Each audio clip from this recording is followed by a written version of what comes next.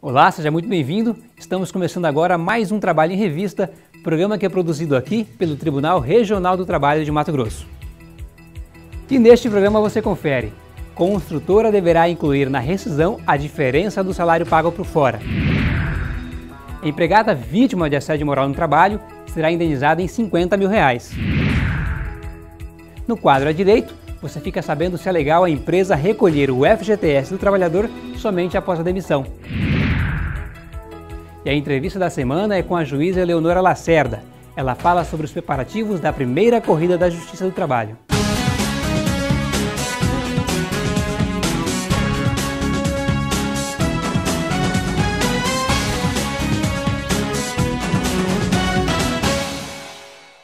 E você sabia que a prática do pagamento de salário por fora, quando a empresa assina a carteira de trabalho com valor inferior ao que efetivamente é pago, implica em sonegação aos direitos trabalhistas e tributários?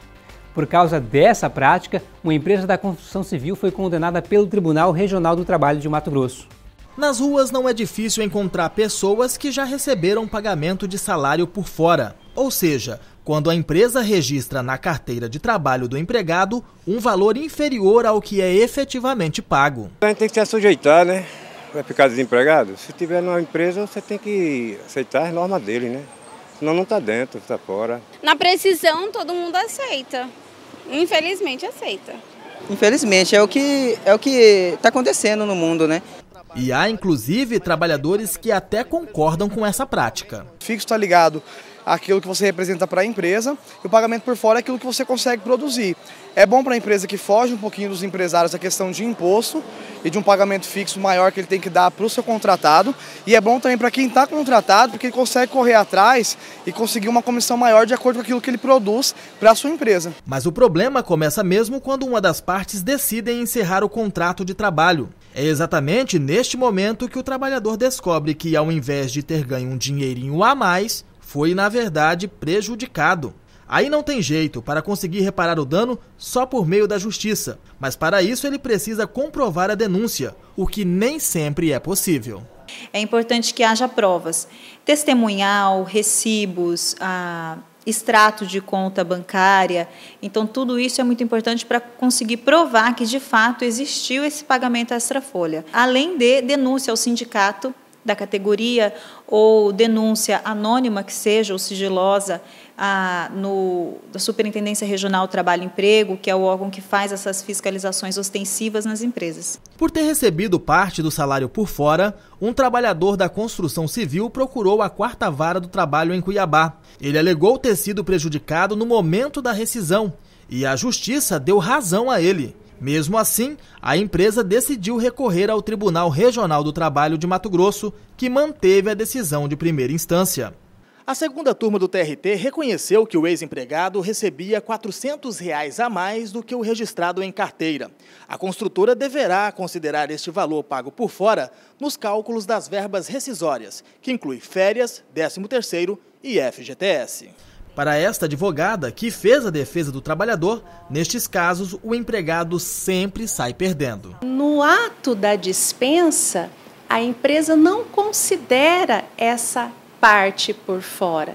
Então ela paga a rescisão contratual a menor, porque ela não considera para fins de cálculo de aviso prévio, de férias, de 13º salário e o próprio recolhimento do FGTS e da multa de 40%. Sem contar ainda que, para fins de lançamento de salário no seguro-desemprego, nas guias do seguro-desemprego, o salário também vai ser menor, o que pode reduzir também o benefício do trabalhador. Esse advogado observa que essas iniciativas não partem sempre das empresas. Algumas vezes as propostas são feitas pelos próprios contratados. Suponhamos que esse empregado ele tenha um salário que ultrapasse o teto limite do imposto de renda, por exemplo, ele vai ter, o empregador como substituto tributário vai ter que deduzir esse valor do salário dele. E ao final do mês ele vai ter um valor menor, efetivamente. Então, é uma prática ilegal, né, o pagamento de salário por fora, mas que no mercado aí comum, tanto o empregador quanto o empregado tem essa propensão a fazer isso. Mas é evidente que o trabalhador é a parte mais frágil economicamente dessa relação. Então, ele só vai deixar para tomar alguma atitude após o fim do contrato. E a Justiça do Trabalho em Mato Grosso obrigou uma empresa a indenizar em R$50 mil uma ex-empregada. Ela foi vítima de assédio moral no trabalho. Carolina foi vítima de assédio moral na empresa em que trabalhava e até hoje, quase 2 anos depois, ainda se emociona ao lembrar das humilhações e constrangimentos a que foi exposta. Você fica tentando saber o que você fez para merecer aquilo. Você se sente um lixo, na verdade. Você não sabe o que você fez, qual a causa daquilo. Parece que você está recebendo um castigo por uma coisa que você não tem culpa, não fez. A empresa queria demiti-la logo após seu retorno da licença maternidade, mas Carolina era membro da CIPA e, por isso, tinha estabilidade. A empresa tentou forçá-la a pedir demissão, depois de ter proposto um acordo sem sucesso. Quando eu voltei, ele falou que eu ia ter que ficar numa sala separada, não era a sala que eu costumava, nem a mesa, nem nada do que eu tinha antes, que se quisesse ia ter que ser assim. Como a minha obrigação era comparecer no serviço até o final da minha estabilidade, eu fui, né? Aí eu fiquei durante o tempo todo nessa sala separada, onde não tinha nenhum colega de trabalho junto. E eu tive que cumprir, ficar lá, passar os dias lá. Carolina venceu a barreira do isolamento e procurou a Justiça do Trabalho em Mato Grosso, que reconheceu o assédio moral e condenou a empresa ao pagamento de R$50 mil. O assédio moral se caracteriza pela prática contínua de atos de perseguição ao trabalhador, como a exposição a situações vexatórias, agressões verbais, cobranças excessivas ou a negativa de folgas, entre outras coisas. Segundo essa especialista em direito do trabalho, as vítimas geralmente têm dificuldade em se defender, porque dependem financeiramente dos agressores. A pessoa que sofre o assédio, ela sente essa humilhação, ela sofre, e a maioria das vezes ela sofre calada, porque sempre a culpa ela acha que é dela. E por medo de perder o emprego, por medo de ficar sem salário, por medo de ser chacota no emprego, ela fica quieta, ela chora em casa, ela se tranca no mundo isolado da própria cabeça ou do próprio sentimento, e isso vai aumentando. Nessas situações, as empresas têm responsabilidade pelas atitudes de seus empregados. Inicialmente, o colaborador atua em nome da empresa. Ele representa a empresa. E muitas vezes é uma política empresarial que socorra, ou, embora não seja uma política expressa, ela permite, ainda que de maneira tácita, que isso aconteça. O correto é que ela tem que tomar uma providência para evitar ao máximo que medidas como essa, situações como essas absurdas, aconteçam. Segundo o procurador, a prática do assédio moral é conhecida pela dificuldade em ser provada, já que geralmente ocorrem entre 4 paredes.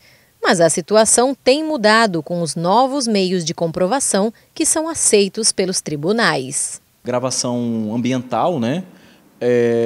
Através de um gravador, todo celular tem isso. Testemunhas dos colegas, inclusive ex-empregados, muitas vezes até provas documentais. Há empresas que deixam expressamente no seu, às vezes no seu regimento interno, no seu regulamento, medidas que, na verdade, são de caráter completamente assediador. E também nós temos que levar em consideração que nem sempre vai haver uma prova clara disso. Muitas vezes vai ser um conjunto de indícios que vão levar à presunção de que o assédio moral efetivamente ocorreu. E já imaginou ter as suas dúvidas trabalhistas respondidas por um juiz do trabalho? Este é o quadro É Direito, que você confere aqui no Trabalho em Revista. Nesta semana, a dúvida é sobre o recolhimento do FGTS pela empresa após a demissão do empregado.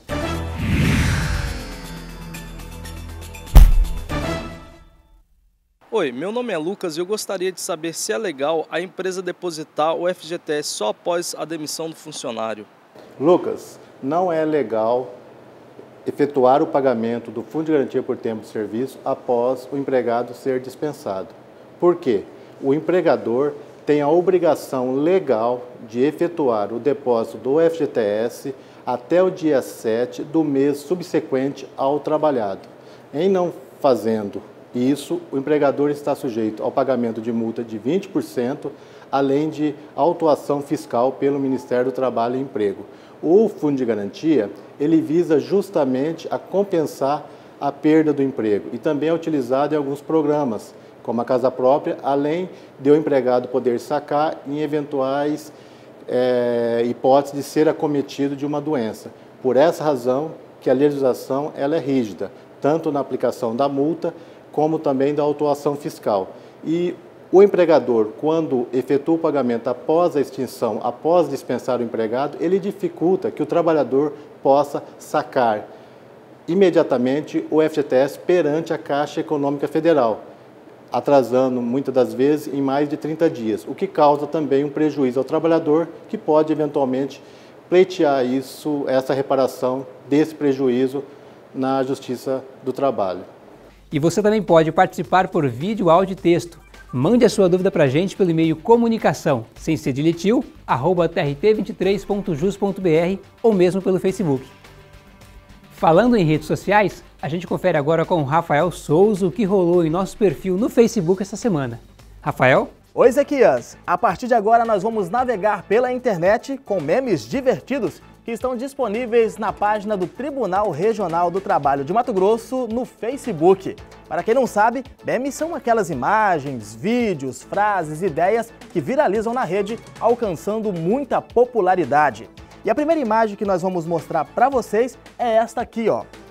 Com muito bom humor, esse meme do TRT ficou bastante conhecido nas redes sociais e nas conversas de WhatsApp. Fala sobre a demora do patrão em fazer o acerto trabalhista com o empregado. O post alerta, que a demora no pagamento pode gerar multas. Além de elogios à criatividade, vários usuários também postaram dúvidas relacionadas ao acerto dessas verbas. E a segunda imagem que eu separei para compartilhar com vocês é sobre carteira assinada. O post destaca que o funcionário que trabalha sem o registro está trocando gato por lebre, viu? Pois em caso de demissão fica sem acesso a alguns direitos trabalhistas, como seguro-desemprego, benefícios previdenciários e FGTS. Daí a importância dele estar regularizado. A internauta Lúcia Guilhermina concordou e disse que teve muita dor de cabeça por ter trabalhado sem registro. E aí, gostou da nossa página? Então curta agora mesmo e saiba quais são seus direitos e deveres trabalhistas com muito bom humor. Nosso endereço nas redes sociais é TRT Mato Grosso. Bom, eu vou ficando por aqui, mas a gente se encontra lá na página do tribunal na internet. É com você, Ezequias. Obrigado, Rafael. E o Tribunal Superior do Trabalho negou ao motorista o reconhecimento de dano existencial por jornada excessiva. Saiba mais sobre essa decisão no quadro Direto de Brasília.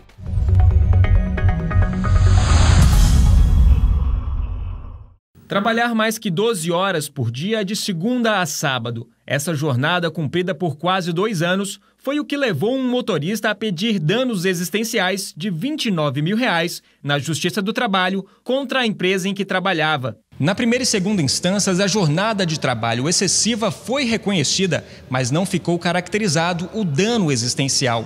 O entendimento foi de que o motorista teria que comprovar que a jornada causou transtornos que tenham afetado a vida íntima dele, o que não aconteceu. O trabalhador recorreu ao TST. Na sexta turma, o relator, ministro Aloísio Correia da Veiga, citou diversos precedentes para destacar que o dano existencial, ao contrário do dano moral, necessita comprovação. Estou entendendo que o trabalho em jornada excessiva por si só não conduz à conclusão de que o empregado tenha sofrido dano existencial, sendo necessária a comprovação do alegado dano. Por unanimidade, os demais ministros acompanharam o voto do relator, rejeitando o recurso do motorista, que pedia indenização por dano existencial. E vamos ao giro da semana. O governador Pedro Táxi e a primeira-dama Samira Martins aceitaram o convite do TRT e confirmaram presença na Corrida da Justiça do Trabalho, que será realizada no próximo dia 1º de maio. O Estado também vai disponibilizar tendas e serviços médicos. A Vara do Trabalho de Nova Mutum determinou que uma empresa indenize um menor aprendiz que foi discriminado por ser negro. Ele era chamado de Cirilo Itizil. Para a empresa, os apelidos eram carinhosos. 14 crianças e adolescentes conheceram de perto como funciona a Justiça do Trabalho em Colíder. Elas acompanharam as audiências e conversaram com servidores sobre o funcionamento do judiciário. No dia 1º de maio será realizada a primeira Corrida da Justiça do Trabalho, uma iniciativa do TRT de Mato Grosso realizada pela Associação de Magistrados Trabalhistas aqui do estado. No próximo bloco, você confere a entrevista da jornalista Aline Cubas com a juíza Eleonora Lacerda sobre o evento. Não saia daí que a gente volta já.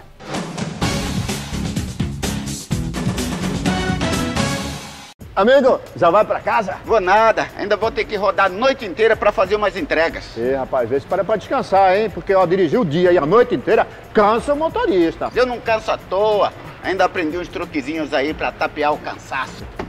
Deixa comigo.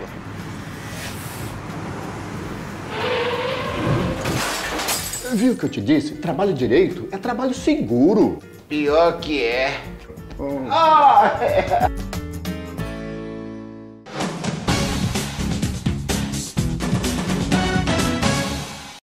Bem-vindo de volta ao Trabalho em Revista. Acidente de trabalho, corra desse mal. Esse é o tema da primeira corrida da Justiça do Trabalho que está sendo organizado pelo TRT. Quem vai explicar para a gente como é que funciona isso é a juíza Eleonora Lacerda, que é da comissão organizadora. É isso, doutora? É isso, Aline. Um dos pontos que chama atenção é a data, né, bem simbólica, 1º de maio. Como é que foi pensada essa corrida, esse evento e essa data? A data, nós sempre tivemos a ideia de fazer algo relacionado ao trabalho, por ser a nossa temática, né, na Justiça do Trabalho.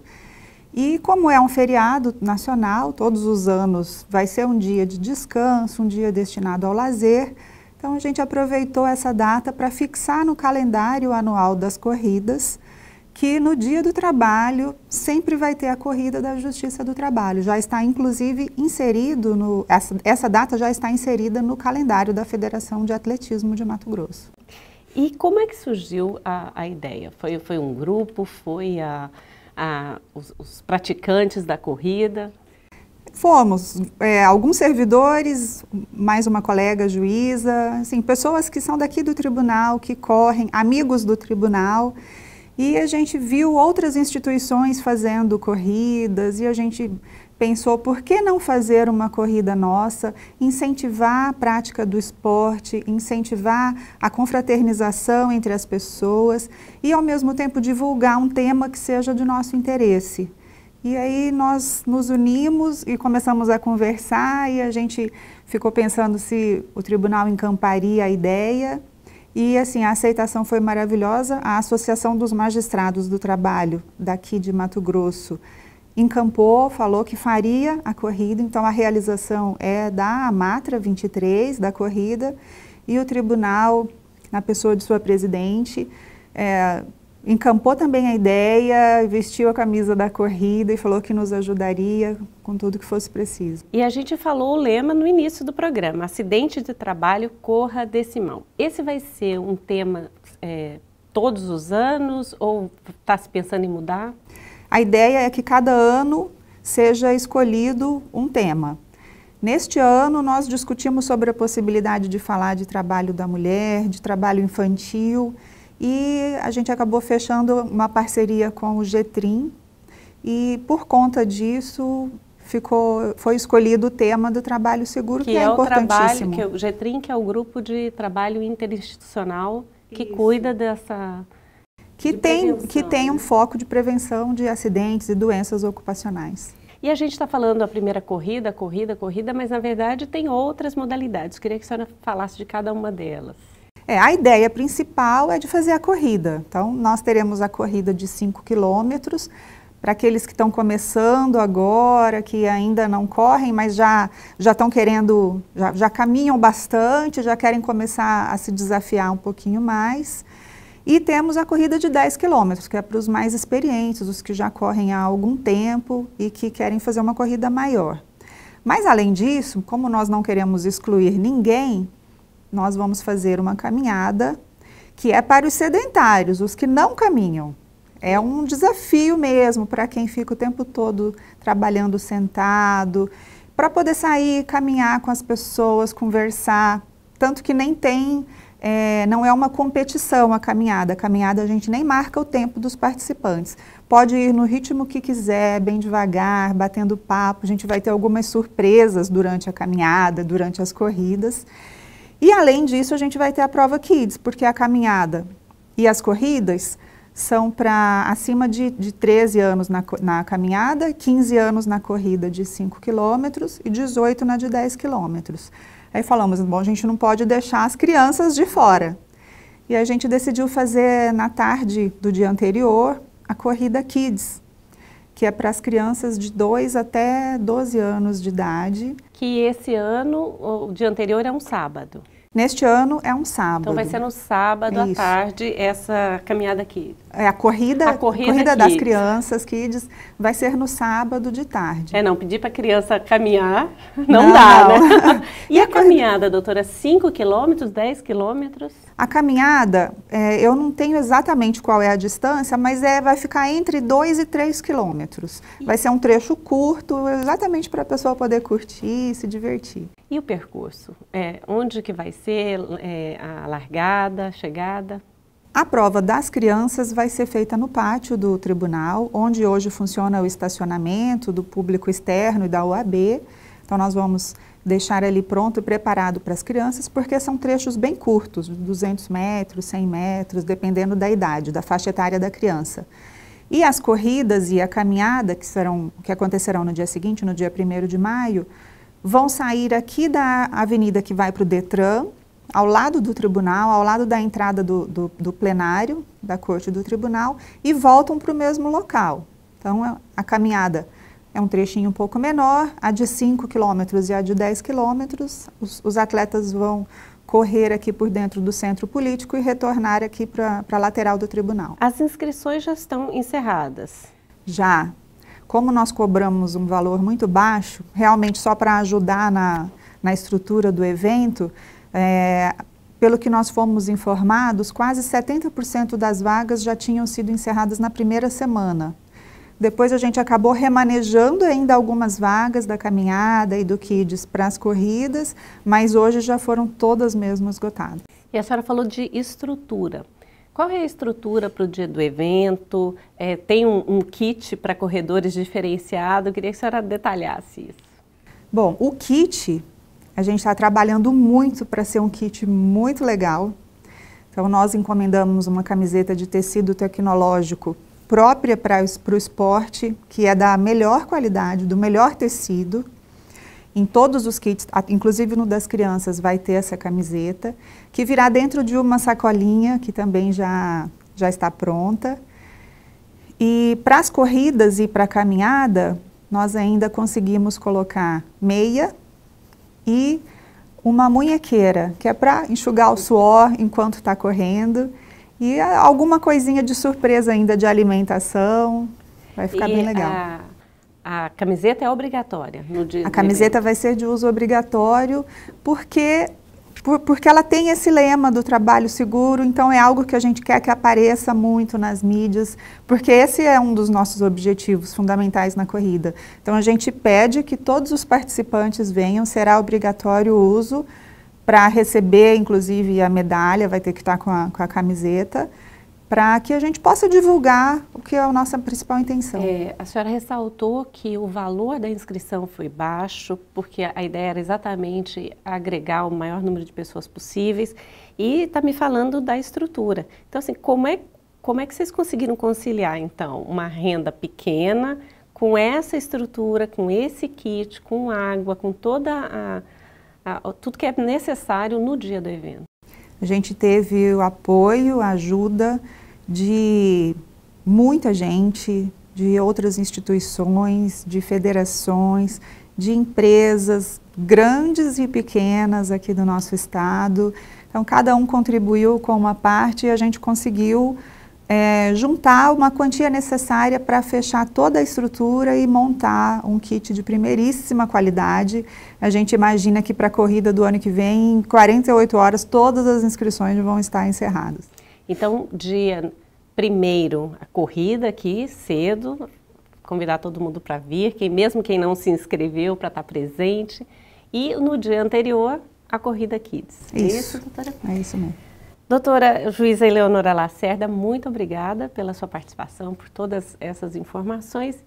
E você não deixe de acompanhar a Justiça do Trabalho Mato Grossense também nas redes sociais para ficar bem informado. Até mais!